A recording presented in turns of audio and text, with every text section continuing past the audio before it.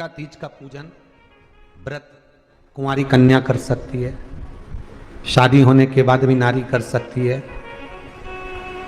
अंतिम अवस्था तक प्राण छूटे तब तक हरतालिका तीज का व्रत नहीं छोड़ना चाहिए। एक व्रत हमेशा याद रखो, एक एकादशी और एक हरतालिका। हाँ, इतना जरूर है, ज्यादा शरीर बेकार हो गया, बुढ़ापा आ गया, शरीर नहीं साथ दे रहा, तो कुछ फल खा लो, कुछ चाय दूध जूस आप लेकर कर लो। इतना भी नहीं बने, शरीर बहुत ही बेकार हो गया, तो आप एक समय फल का फलहार धारण कर लो, ठीक है। पर हरतालिका व्रत करने वाली माताएं भले उद्यापन कर दे तो उस व्रत को थोड़ा हल्का कर लो। उद्यापन करा मतलब तुमने व्रत को हल्का कर लिया, थोड़ा हल्का कर सकते।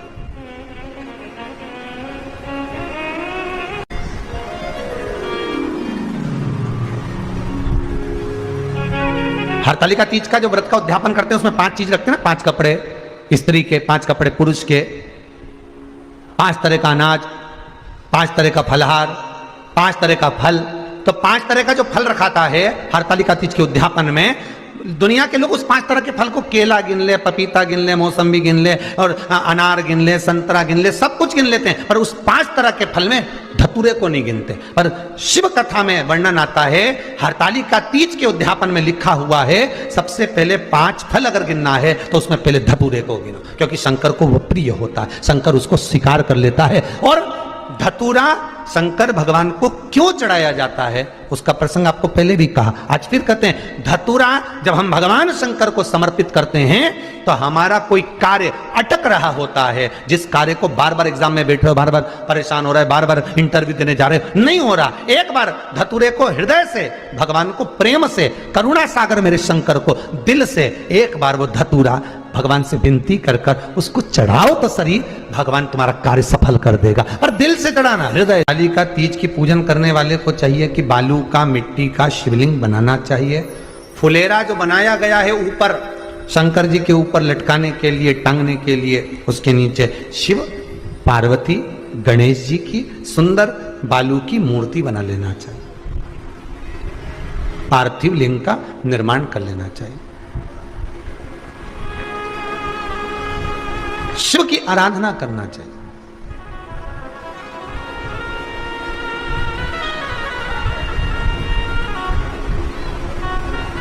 जो फल आपके पास में हो शंकर को समर्पित करना चाहिए, पूजन करना चाहिए,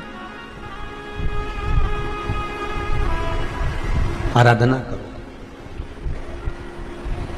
सबसे पहली पूजन हरतालिका तीज की प्रदोष काल के अंतर्गत हो जाना चाहिए, शाम के समय पर। प्रयास करा करो प्रदोष काल के समय पर पहली पूजन हो जाए तो ज़्यादा अच्छा। पर लोगों की आदत रहती है कि 8 बजे तक, 8:30 बजे तक, 9 बजे तक पहली पूजन करें, फिर दूसरी आराम से, फिर तीसरी, फिर आराम से, फिर चौथी। तो ऐसा सब अपने अपने हिसाब से। पर शास्त्र रीति कहती है कि प्रदोष का जो समय होता है, प्रदोष काल जो होता है, शाम का जो समय होता है, उस समय पर हरतालिका तीज की पहली पूजन हो, जिससे आपका स्मरण चित्त शंकर भगवान में उस घड़ी, उस पल, उस क्षण में आप शिव के हो जाएं और शंकर आपका हो जाए। हाँ, अगर किसी के आने में देरी हो, कोई आ नहीं पा रहा है, बहुत देरी हो रही हो, तो हरतालिका पूजन व्रत वर्णन करता है कि शिवलिंग का निर्माण, पार्वती जी की मूर्ति का निर्माण, गणेश जी का निर्माण और फुलेरा जो बनाया हुआ है, ये प्रदोष काल के पहले बनकर तैयार हो जाना चाहिए। प्रदोष काल के अंतर्गत फुलेरा नहीं बनना, फुलेरा पहले बन जाना चाहिए। और बहुत विशेष बात ध्यान रखिए हरतालिका तीज की, कि शंकर जी का जो आपने स्वरूप बनाया है, पाटे में, थाली में, चौकी पर, चौरंग पर जो स्वरूप बनाया है, वो पहले नहीं रखना है। पहले क्या बांधना है? फुलेरा। पहले फुलेरा बांधिए, उसके बाद उसके नीचे शंकर जी को रखिए। कई अब जो हरतालिका तीज का पूजन करते हैं तो उनके लिए हो गया, अब दूसरे के लिए भी सुन ले। जो नारी हरतालिका तीज का पूजन नहीं करती, व्रत नहीं करती, साधना नहीं करती, उसके लिए भी कहा गया कि आप अगर ये व्रत नहीं करते हो तो एक कार्य जरूर करना, कहीं पर फुलेरा बंधा हो, हरतालिका की पूजन हो रही हो, 5 मिनट 10 मिनट निकालकर अपने आसपास के किसी पौधे में से पत्तियां लेकर या पुष्प लेकर, 5 वृक्ष की पत्ती या 5 वृक्ष के पुष्प लेकर शंकर भगवान को जब पूजन हो रही हो, 5 मिनट माताएं जब पूजन कर रही हों, तब आप भी उस पुष्प को, उस पत्तियों को शंकर को समर्पित कर सकते हो। ये नहीं चढ़ा सकते तो 5 फल, फल नहीं चढ़ा सकते तो 5 कुछ भी पुष्प आदि का आप शिव को समर्पित करो। पर क्यों चढ़ाया जाता है, किस लिए चढ़ाना चाहिए?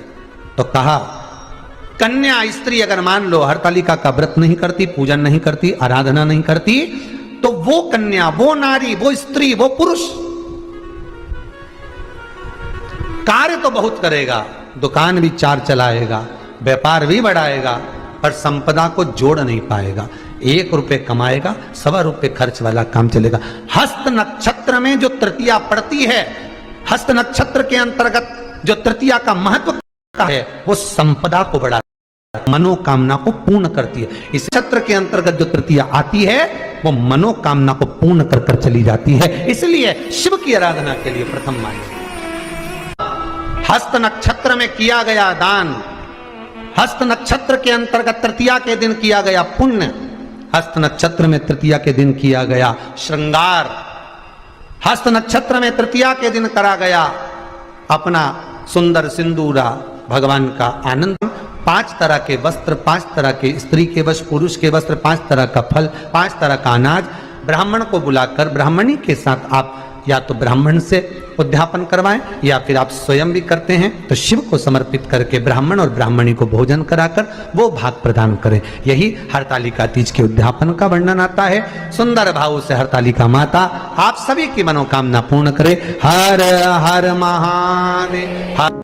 थोड़ा ध्यान लगाकर सुनना, हरतालिका तीज शिव महापुराण की कथा ही नहीं, आप जो तीज करते हो, हरियाली करो चाहे सातुड़ी करो, उस तीज की महत्वता क्या है, इस हिंगोली की शिव महापुराण की कथा में अपने को समझना है कि उसकी मूल तत्वता, उसकी महत्वता है क्या, उसका महत्व क्या है।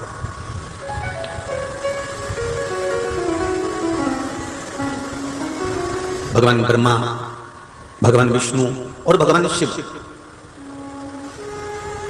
इन तीनों की जो अर्धांगिनियां, ब्रह्माणी, लक्ष्मी और पार्वती,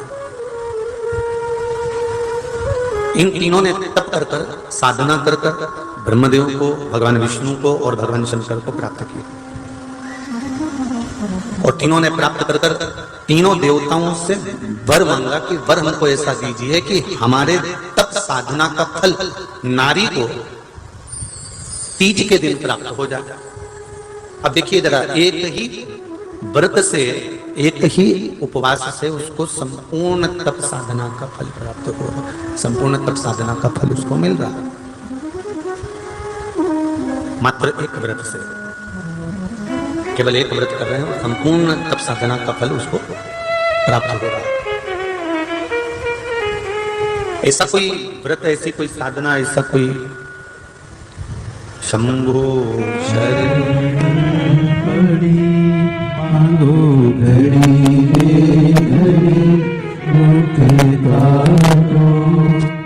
दया करी न दर्शन आपो, शंभो शरण मांगो घड़ी रे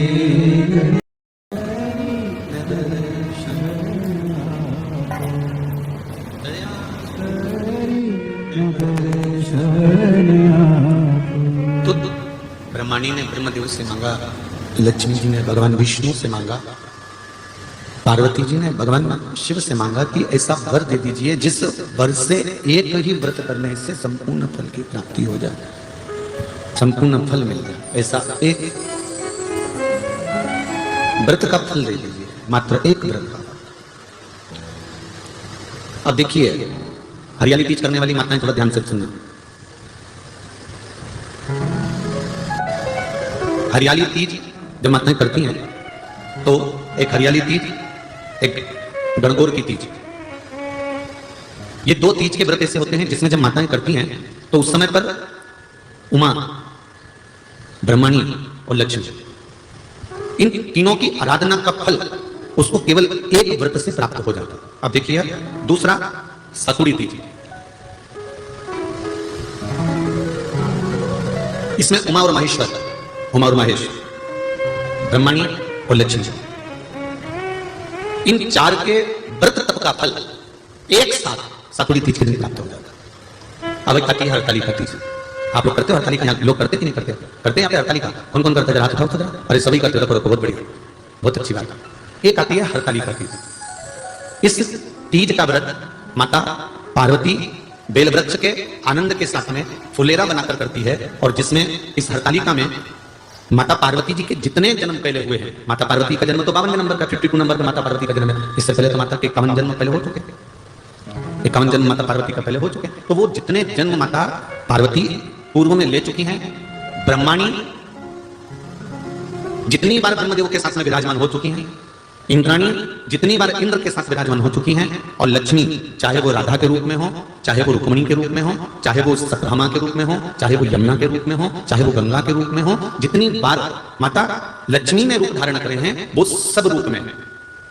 और माता पार्वती अपने सारे रूप में, ब्रह्मणी अपने सारे रूप में, लक्ष्मी अपने सारे रूप में इस हरतालिका तीज के व्रत को करने के लिए आतुर रहती हैं। और इस व्रत को कर कर एक दिन में ही संपूर्ण विश्व का जितना तप है, साधना है, उपवास है, सबका फल एक साथ कंप्लीट कर देती हैं केवल एक व्रत में, हरतालिका तीज।